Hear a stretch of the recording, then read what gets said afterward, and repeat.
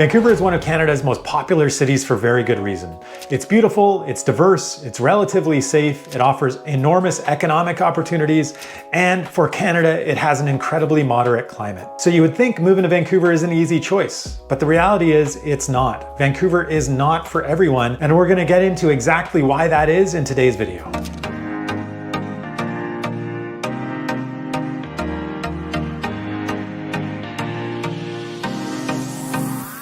My name is Sebastian Albrecht with the Living in Vancouver, BC team. Welcome back to the channel. And if you're new here, this channel is all about living in and moving to Vancouver. This week, in fact, we're going to be talking about the 10 reasons why Vancouver isn't for everyone. And number one, on top of many people's minds, is just how bad the traffic is in Vancouver. By some rankings, Vancouver rates as one of the worst in Canada and the worst in North America. So there is a rating from last year, research done by TomTom, where Vancouver ranked as the fourth worst traffic congestion in all of North America.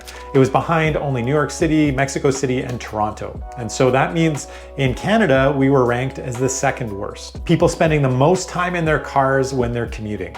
And so it can be bad. There's no doubt about it that in Vancouver, you can be stuck in traffic for long periods of time. And I've talked about that a little bit in some of my other videos. Predominantly, I would say it's because of the geography of Vancouver. We are surrounded on one side by mountains, on another side by ocean, the US border to the south, and then cutting across Metro Vancouver is the Fraser River. There are a lot of ways that our city is sort of divided. The region is divided. It's connected by these bottlenecks, and those bottlenecks are bridges. We do not have a good highway system that surrounds our city because we are surrounded by these geographic constraints. So we aren't just out in the middle of the prairies in middle America where you can sort of grow out very much from the center outwards and build a very sort of efficient highway system that might make commuting at least temporarily more efficient before everybody else moves out into those suburbs, and then makes the existing highways more congested, and then you just need more and more highways. So the way that Vancouver is sort of viewed tackling this problem is that we're not going to make driving necessarily easier. They do put some effort into that, but predominantly the way that the region is focused is we're trying to make alternatives to driving more efficient. And so yes, if you're driving in a car, driving from Langley into downtown Vancouver in the middle of rush hour, it can be a nightmare. If you're driving from North Vancouver into downtown Vancouver in the middle of rush hour, it can be a nightmare. And if you're moving from downtown Vancouver just about anywhere in the middle of rush hour at the end of the day, it can be a nightmare, absolutely. But the great thing about Vancouver is that it's incredibly walkable, more so than just about any North American city, and that we have these fantastic alternatives to driving that make commuting and traveling around the region much more efficient than taking a car. And so if you're able to rely on things like the West Coast Express, the C-Bus, the SkyTrain, the bus network, car sharing, Uber and Lyft, bike shares, bike networks, or just walking to work, the commute really isn't that bad. And I would give you the example of my own life where just about 25 years ago, I was working in Kitsilano. I was an IT consultant at the time. A colleague that I was working with, both of us we were buying our first home. For me, I wanted to be in the city. I wanted a short commute. So at the time, a one-bedroom condo, if you can believe it or not, a new one-bedroom condo in Kitsilano was just shy of $200,000. And my colleague had a wife. They were thinking of having a kid. His priority was finding a house and being somewhere where he could relax and be away from the city and be away from everything. And so he bought a house on the Sunshine Coast, one block away from the ocean at the time for $210,000, I believe it was. So basically we were spending the same amount of money, but we had different priorities in our life.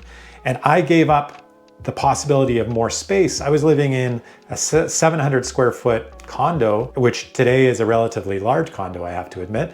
And he was living in a 2,100 square foot house very close to the ocean. But our commutes were vastly different.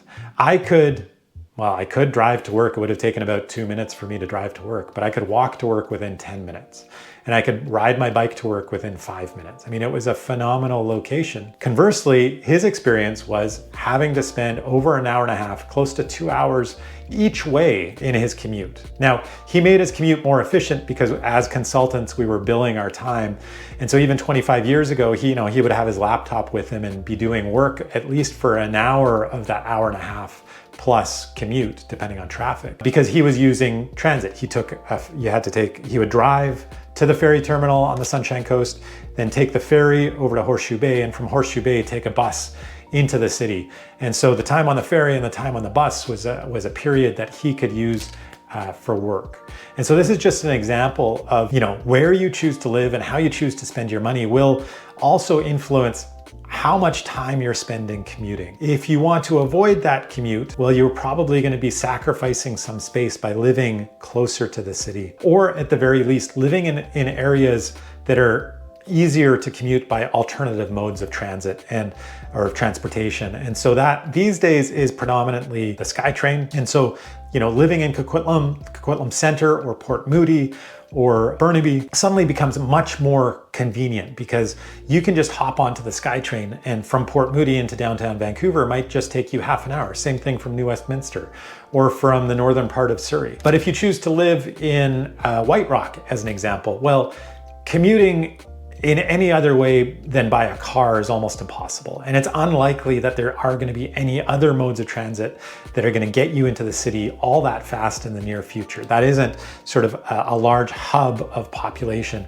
They are predominantly looking at sort of that east-west connection rather than the north and south connection. So something to keep in mind, traffic can be a nightmare, but there's definitely ways that you can avoid that nightmare if you'd like. Number 2 on the list would be the cost of living.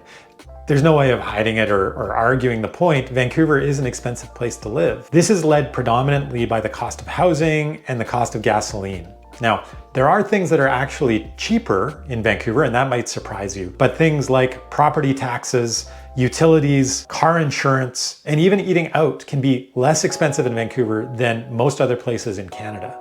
But we can't deny the fact that owning a home or renting in Vancouver is expensive. The only other city that is somewhat comparable in Canada would be Toronto. Toronto, in general, rents are slightly higher. If you're comparing apples to apples, owning in Vancouver is slightly higher than Toronto. So in terms of renting, what you're going to find sort of a typical downtown Vancouver 1-bedroom condo these days is just over $3,000 a month. That's a crazy amount of money.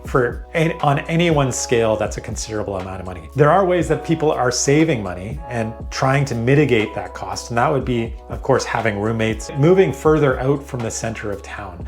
And Vancouver is relatively geographically small. The city of Vancouver is just 110 square kilometers. Downtown Vancouver is in the neighborhood of 4 square kilometers. So not living downtown isn't really the worst thing. You could live 10 kilometers from downtown and it would still be a relatively easy commute, and you might be saving $500 a month in your rent. In terms of owning a 1-bedroom condo these days is about $700,000 in downtown Vancouver. And again, if you're looking at a little further afield, people are saving money either by purchasing with a friend or a spouse or parents helping them out, but also moving a little further afield. And so as we were discussing in the traffic topic, if you are moving, you are able to move to a place like Port Moody or Coquitlam, where the same quality of condo might cost $600,000 or $550,000 instead of $700,000. So you end up saving money that way, and your commute is actually, in comparison to many other large North American cities, quite reasonable, because you might only be commuting about half an hour to get to work in downtown Vancouver. And of course, if you are working from home, well, you don't have to worry about that commute at all. And that might be a way to save money.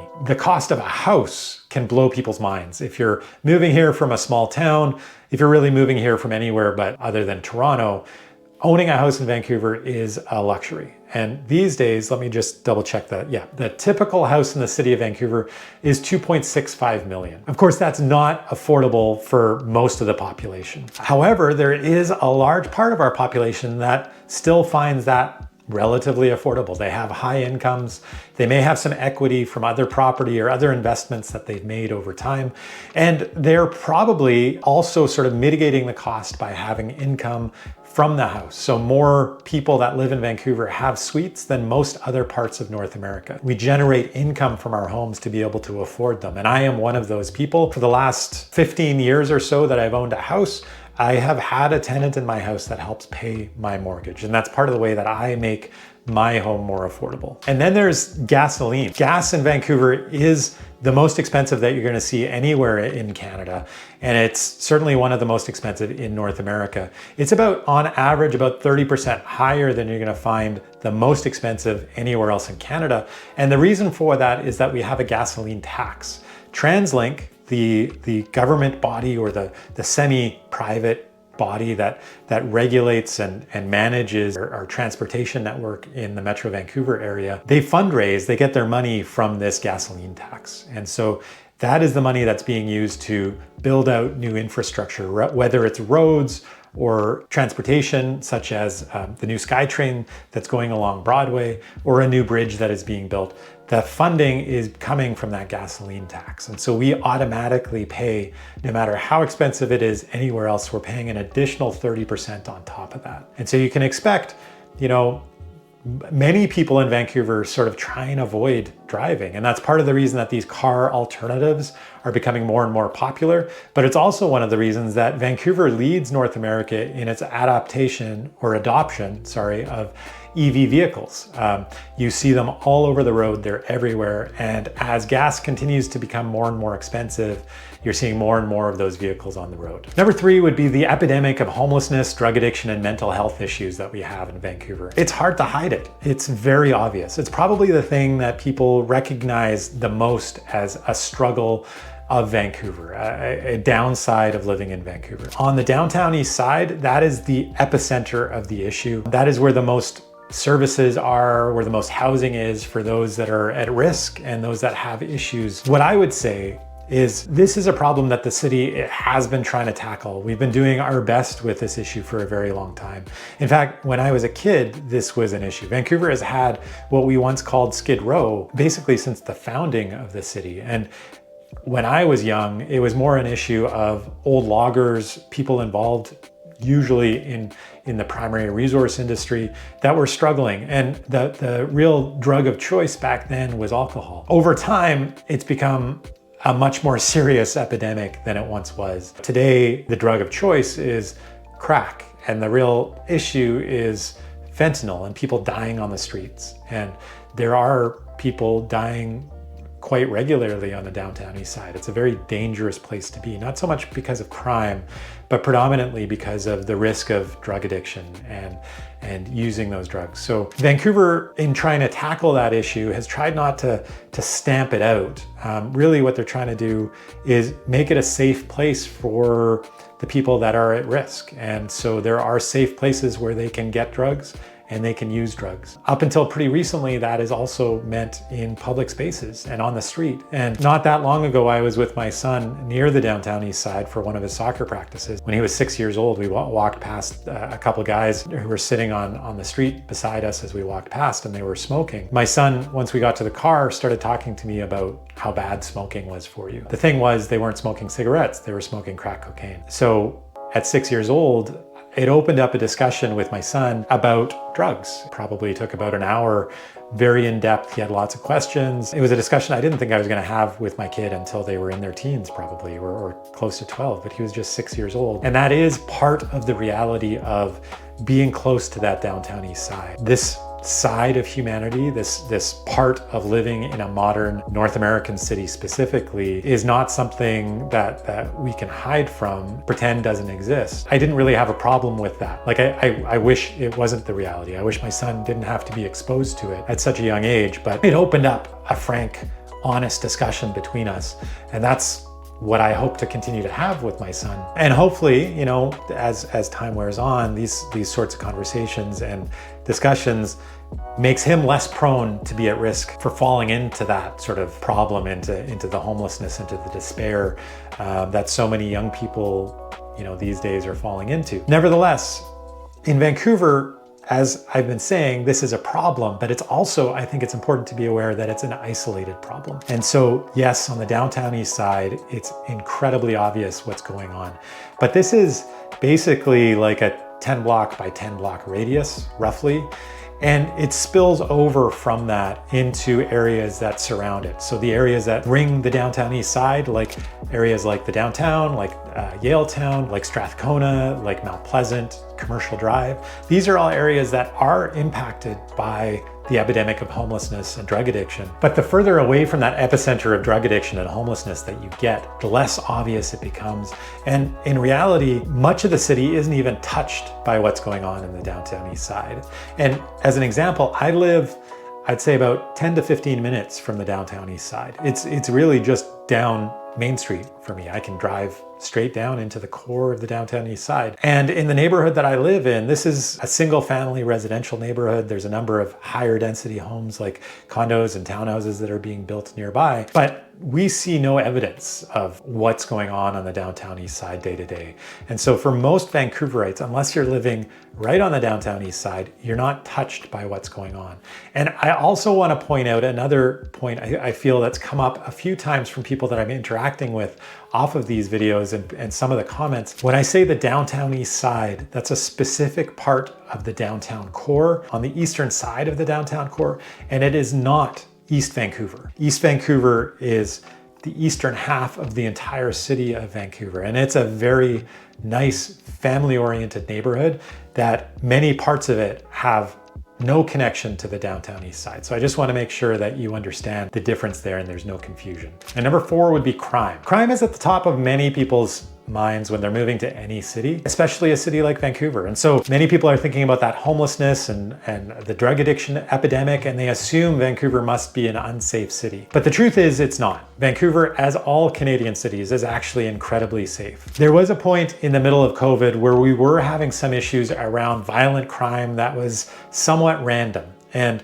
it appears to have really been related to psychological pressures of COVID, and especially the psychological pressures of COVID on the most vulnerable people, on the people that were homeless, on the people that had mental illness already. And so there was a certain degree of lashing out that occurred, and there was a pretty heightened amount of physical violence that was random. But by all accounts, this has declined sharply and pretty much disappeared, with life returning much more to normal after the COVID restrictions. That being said, what we do have an issue with in Vancouver is petty crime. And this is related to drug addiction, as the crime that we see in Vancouver is people who need a fix of drugs, the money to be able to afford their next hit. And the more addicted to it, the more regular they need that new fix, that they're seeing an opportunity to steal stuff. And they're breaking into cars, they're stealing bikes, they're really stealing just what's easy. And again, from my own experience, as I said, I live 10 to 15 minutes from the downtown east side. There have been some times where things were stolen from my car, but it was only easy pickings. Like, it was only if I left my car door unlocked, where somebody was walking by randomly, occasionally. And in the 12 years that I've lived in this neighborhood, it's happened, I think 3, maybe 4 times in that entire period of time. But somebody walks by, tries the door handle. If it's unlocked, happy days. They rummage through the car, take what they can, and then, either use what they found or resell it for the money that they'll use to buy drugs. My car's never been broken into. I've never had a window smashed, whether it's here or in much more dangerous parts, quote unquote, dangerous parts of the city where crime rates are higher. But when I travel to those areas, I also don't leave things out. I make it very clear that there's nothing in the car. So if you were to park your car on Main and Hastings and leave a laptop or a nice camera on your dashboard or on the front seat, more than likely somebody's gonna notice it and they're gonna smash your window and grab what you have. And the same thing goes for a bike. You don't really want to ride your bike and park it out in public unless it's a real beater. But if it's a bike that costs $2,000, it's unlikely it's going to be there a couple hours later. It's more than likely that it's going to be taken away. So you want to be careful about what you do with bikes. You want to get really good locks. You want to remove your front seat or your seat and your front tire, things like that, to make it more likely that it's more challenging to steal and harder to get away with. But this problem with petty crime, again, really diminishes the further away from the downtown east side you get. In my backyard, as an example, in this area that's just 10 to 15 minutes away from the downtown east side, I can leave things in my backyard and not really be worried that somebody's gonna steal it. You know, like I have an expensive barbecue on my deck. I don't chain it down. I'm not worried somebody's gonna steal it. My kids' bikes are in the backyard. We're not worried somebody's gonna take it. I might have mowed my lawn yesterday and I might leave my lawnmower out to finish the job the next day. I'm not worried somebody's gonna take it.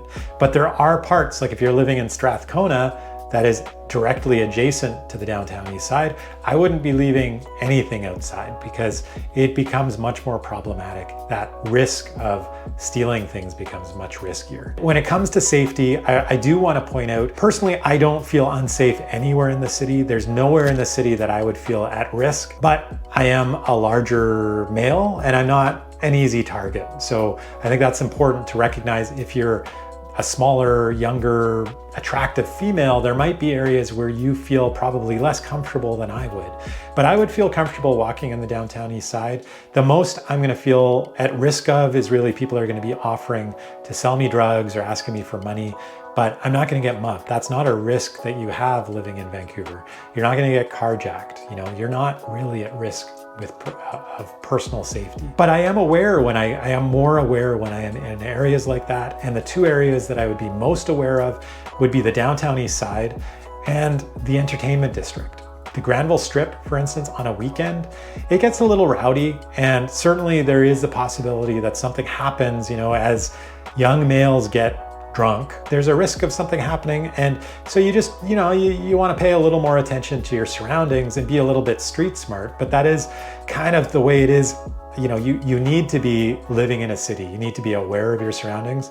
But the areas that you need to really be cautious are very limited in Vancouver. Number 5 would be healthcare. If you're listening to what people complain about in Vancouver is the quality of healthcare we have. Canada has an excellent reputation for healthcare, and a lot of people in Canada feel like it's not very well deserved. In BC, in fact, 1 in 5 residents do not have a personal doctor. There's a lot of complaints about wait times as well. So if you're going to an emergency room, you can expect lengthy wait times. If you are having an elective surgery, you can also expect lengthy, very lengthy wait times. When we compare data from Canada or British Columbia in particular to other OECD countries, the cost per capita, the value we are getting is not incredibly high. So there's lots of reasons to point at our healthcare system and say, it's just not cutting it. And I would agree that there's areas that we definitely need to improve, but these are areas that the government is actively trying to improve. And so the example of the 1 million BC residents that don't have a personal doctor, that's been cut back to about 700,000. And so that's still far too many, but it's reducing day to day. We are also doing better with wait times. They are figuring ways to make our system more efficient. In my own personal experience, I have never had a negative experience with the healthcare system. I know that many people have, and that shouldn't be the case. But my own experience, I've had close family members that were terminally ill. I've had close family members diagnosed with cancer. I've had 4 children born in the system in recent years, and then spending time with them, predominantly whether they're sick or injured, in emergency room, having family members that have surgeries. All of these things, whether directly or indirectly, I've had experience with in the last 10 years or so. Yeah, sure, on a Saturday afternoon, I know very well taking my son to the emergency room is gonna suck. We better hunker down and be ready in for a long wait, because everybody else is there too, right? We've had experiences with our babies, our youngest that are twins that are 3 years old right now. Their temperature is high and they're 1 year old roughly, and it's quite risky, it's quite dangerous. We don't know like what might be wrong with them.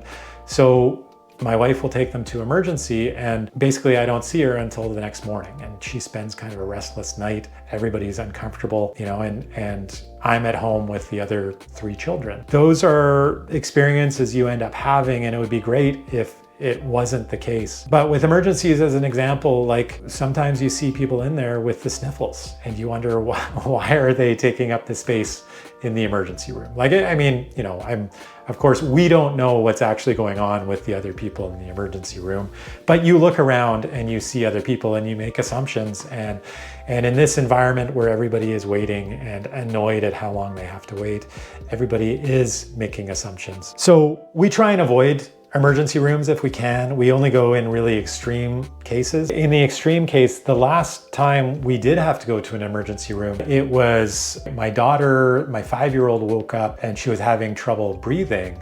And we took her to the emergency room. It was on a weekend evening. The nurse took one look at her and we were seen by a doctor right away. There was a massive lineup. I think the wait was something like 7 hours in that neighborhood to be seen by a doctor. But they recognized that my daughter was at risk, highly at risk, very quickly. And so she was put right at the front of the line. And unfortunately that meant, you know, essentially it was triage. They saw the person that was at most at risk, needed to be seen soonest, but unfortunately that meant that everybody else had to wait a little bit longer. In my experience, healthcare in Vancouver is exceptional. I would point out also, when we're judging or rating how healthcare is in BC, we need to include all of BC and not just Vancouver. Healthcare in the more remote parts of BC becomes much more expensive to provide.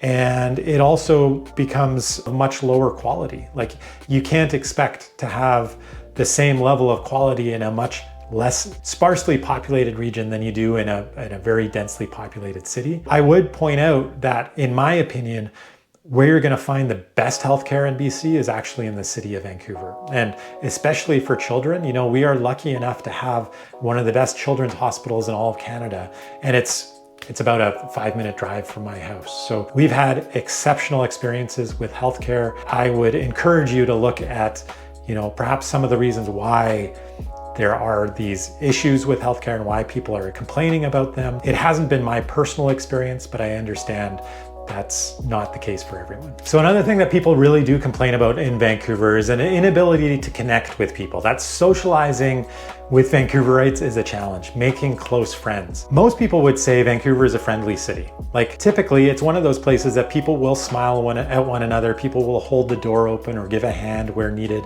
If it's snowing out, a neighbor will clear the snow for their elderly neighbor or help push a car out of the way. Things like that. People are willing to give a hand. Now, I have seen a fair amount of people disagreeing with this. I do think it depends on where you're coming from. And if you're coming from a small town, a big city is always going to seem less friendly. And it's true, there are areas or times where being in downtown Vancouver, you know, you might smile at somebody and they might look away suddenly, being uncomfortable. I personally just think it happens to be somebody with some degree of social anxiety or that's having a bad day. But personally, I'm one of those people that sees other people and smiles, gives a hand, and I get that reciprocated to me all the time. But what I would agree with is that there is a certain degree of standoffishness among Vancouverites, where it is a little bit challenging to get below that surface level of friendliness and to really build strong connections, strong community, strong friendships. And honestly, I'm not really sure why that is, because it's not a criticism that is leveled at too many other places. Like, many Canadians will say somewhere like moving to Montreal or moving to Toronto, it's actually quite easy to make friends. And I find it a little astonishing because so much of Vancouver is not from here. So many Vancouverites are actually, you know, over 50% of Vancouverites, and especially if you're looking at the downtown core, it's even higher, are not from Vancouver. They are from those friendlier places or from other countries, and they're interested in making friends. So I do always wonder, what is it about Vancouver where this level, the higher level of social interaction, the deeper connection, is a little more challenging?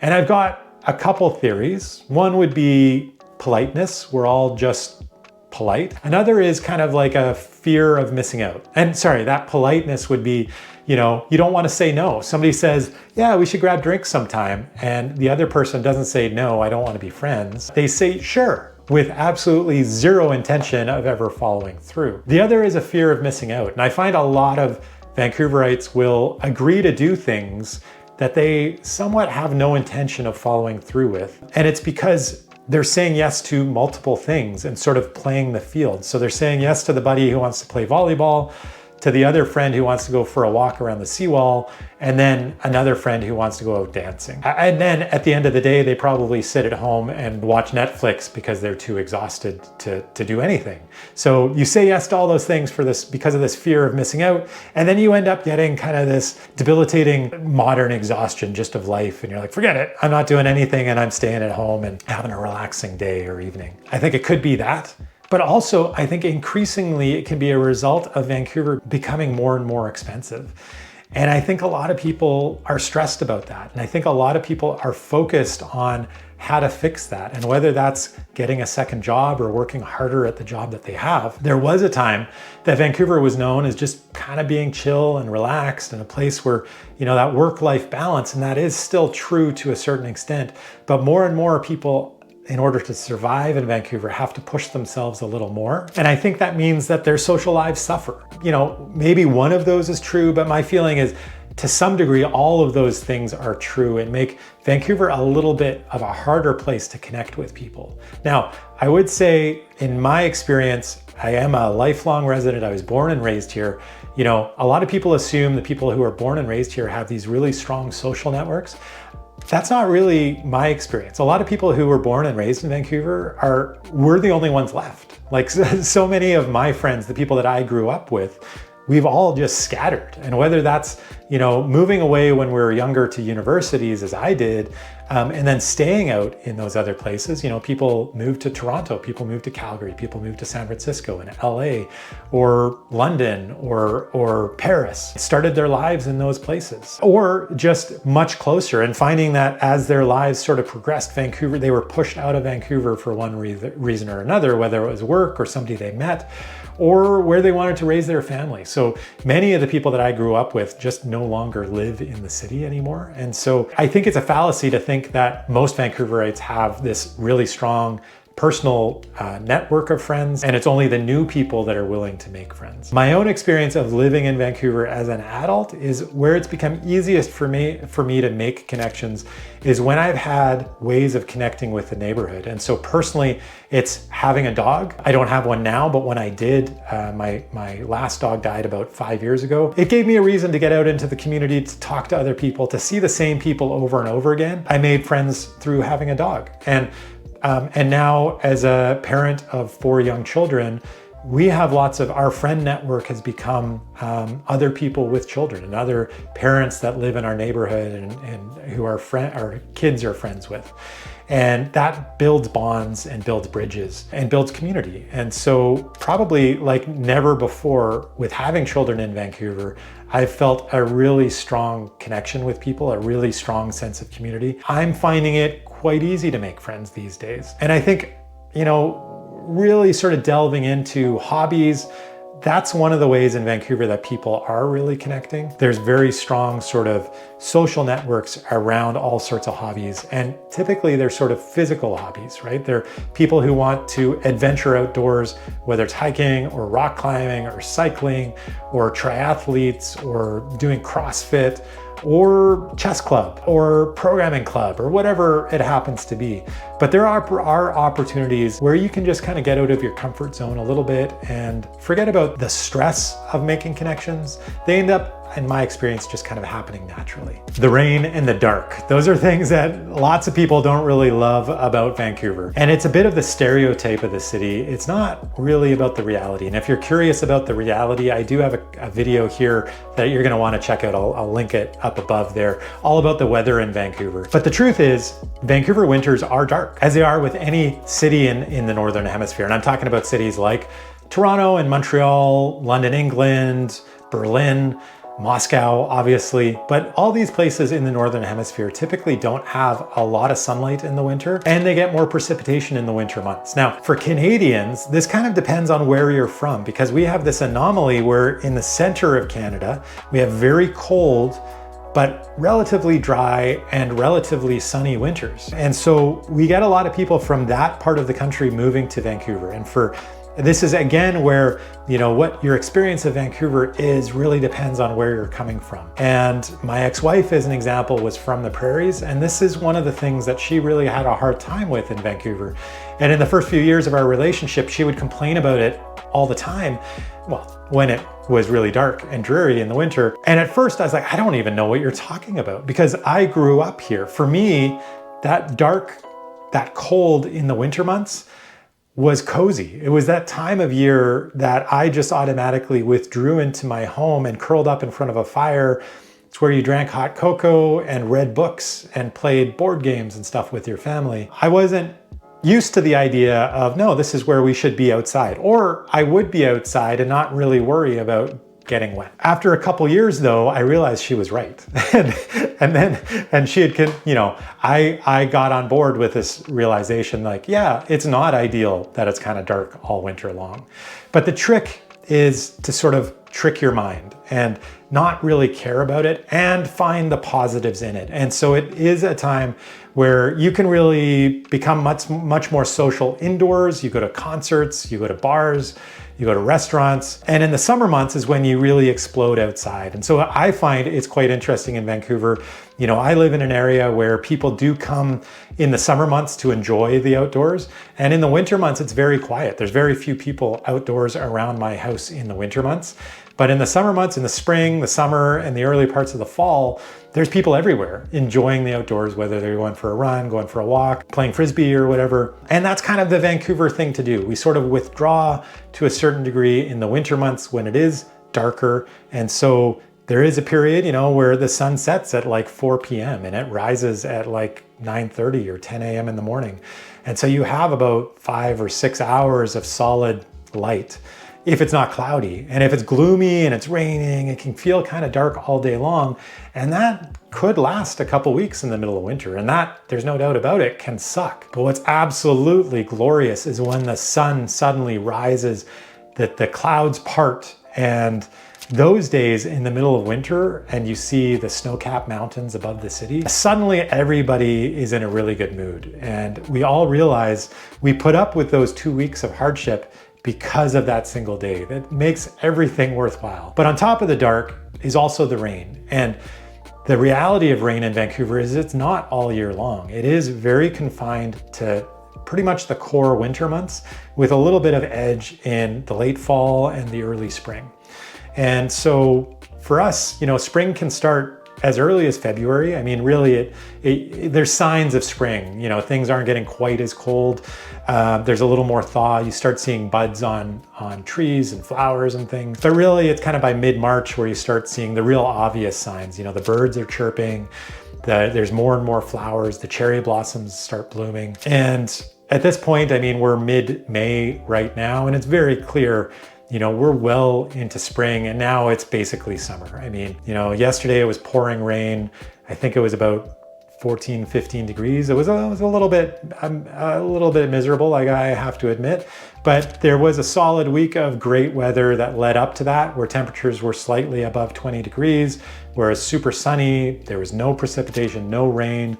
I had to go out and I had to water the vegetable garden, and I had to make sure everything was watered. Today, the day after that big rainfall, it's been pretty sunny. It's about 18 degrees. The birds are chirping once again, and the flowers are blooming, and everything's lush and green. And so there's a trade-off. We don't have tons of sun in the winter, but we also don't have that cold, and we don't have the immense amounts of snow. We do get the odd amount of snow. And the other thing to keep in mind is how much rain and how dark it is really depends on where you are in Metro Vancouver. And there is a big diversity in that, something that I've talked about in a couple different videos. But you do have to realize there is an area of Vancouver where you're getting close to 2,500 millimeters of rain a year. That is amongst the highest that you're gonna see really anywhere in Canada. But not that far away, about 15, 20 kilometers away, there's an area that gets close to 1,000 millimeters of rain. And so very little rain and a lot of sunshine, and that is all in Metro Vancouver. So you can find, I find that there's people who come here because they like the rain, they like those cozy winters, and so you can find the right community that caters to you. But if you don't like that, there are parts of Metro Vancouver, parts of the Lower Mainland where you can live, where the weather is actually better than many other parts of Canada. Number 8 would be nightlife. My advice to you is, if you're young and you love going out, you love partying, Vancouver might not be the ideal city for you. Vancouver is not known for its nightlife. There's no way we can hide that fact. I mean, there are nightclubs out there, but they close relatively early. I mean, to be honest, I don't even know when they close because I don't really go to them. I think I went to the Roxy the last time a couple years ago during a conference because everybody else was going there. But I'm almost 50. I mean, who goes to a nightclub when they're almost 50, right? And when I was younger, that just wasn't part of my scene. But there are nightclubs out there. People can have a good time if they want to find them. But you shouldn't think that Vancouver is going to compete with Toronto or Montreal in terms of nightlife. And certainly by no means is it going to compete with LA or New York City or Berlin or London. If you're young and you want to party, I would recommend going to those cities. Vancouver does have a nightlife scene. It does tend to close a bit earlier, but it also caters a bit to an older generation. It doesn't cater to the late teens and early 20s. It caters more to the late 30s to early 50s, I would say. And so we have a phenomenal restaurant scene in Vancouver, as well as bars and pubs. And no, they're not the British pub, perhaps not quite to that level, but they're great places to hang out and to have a night out with friends. And maybe, you go out to a really nice restaurant with your partner, or you grab a couple beers with your buddy at the local bar, and you go to a concert later. And, as I've talked in other videos, Vancouver has, it's one of those Canadian destinations for big name concerts. And so there's always something happening in the city where you're going to find activities that you'd like to attend, or, sports are another big thing. Unfortunately, the Canucks just lost in the second round of the Stanley Cup playoffs in Game 7, mind you. It was a heartbreaking loss, but there's always next year. That's a phrase we're used to saying in Vancouver when you're a fan of the Vancouver Canucks. But yeah, there's a lot of nightlife opportunities, but you do have to be aware that it does veer a little more towards the older, a little more sedentary. It also still does close relatively early. We don't really have any places where you can go drinking all night long, stay up to the wee hours of the morning. They shut down, whether it's 2 a.m., somewhere around there, 2 a.m., 2:30, that last call will be. So there's nightlife, but it's not the nightlife city. You're going to find that in other bigger cities that are more known for that than Vancouver. One more thing that you might want to keep in mind when thinking of moving to Vancouver is that Vancouver is left-leaning politically. Now, honestly, this isn't something that I thought of as a negative until I started doing these YouTube videos, and I saw how many people were pissed off at how left-leaning Vancouver was. And one of the most derisive terms that I see over and over again is Vancouver being described as woke. I'm not exactly sure what that means or why it's so bad.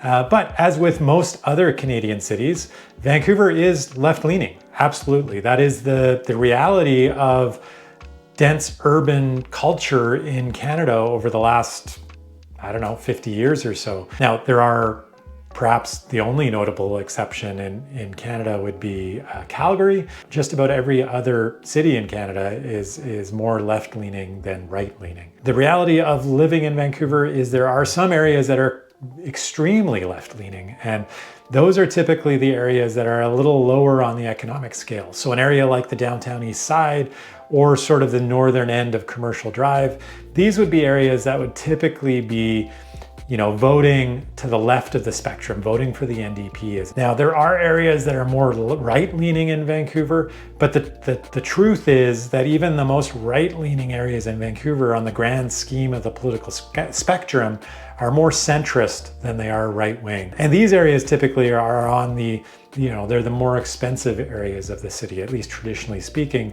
And so they'd be areas like Shaughnessy, Kerrisdale, Point Grey.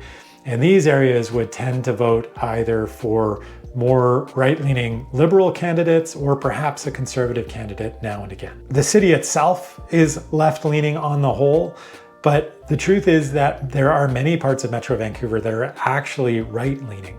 So if you find yourself being more on the right side of the political spectrum and feeling like Vancouver just isn't going to be a place where you're accepted or comfortable, the truth is there are parts of Metro Vancouver that are actually pretty far right leaning in sort of a similar way that some parts of Alberta might be pretty far right leaning. And so there are areas sort of as you go further east and further away from the downtown core, you are going to find that the political leanings of the people that live in those areas tend to go a little further to the right. And that would be an area like Langley as an example. In that vicinity, there's definitely more people that would tend to vote more conservative or more right-leaning Liberal candidates than anywhere else in Metro Vancouver. And finally, I'm going to talk about culture. And I'm not talking about a diversity of culture because obviously Vancouver has that in spades, more so than any other Canadian city other than Toronto. But what Vancouver doesn't really have is refined culture. So here I'm talking about things like the theater or an abundance of museums or classical music, or some might argue even live music. I feel like that live music criticism is a bit undeserved. I do think that you can find really interesting things to do in Vancouver, but you might just need to dig a little harder. And so, through COVID, one of the things that happened was some of those venues for up and coming musical artists kind of disappeared. That has gone a little bit underground in the last couple of years, admittedly so. But we do have a lot going on in terms of events, whether it's,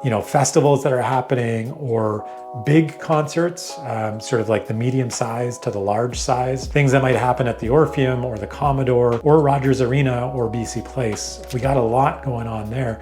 Sporting events as well, but none of that is really that refined culture. The thing that people will find in cities more like Toronto or Montreal or New York City, Chicago, I would assume, and of course, European cities like Paris and Berlin and London. And I think you sort of have to come to terms with that. The reality is Vancouver is a young city. It's sort of a frontier town, and it's not particularly refined. I mean, you can see that reflected in a way as well. I mean, another criticism people would have is the way people in Vancouver dress. Like, we aren't a place that pays particular attention to high fashion. This is a place that has sort of frontiered the casual fashion idea, yoga wear. There's people who go to work every day in yoga pants, and that's okay.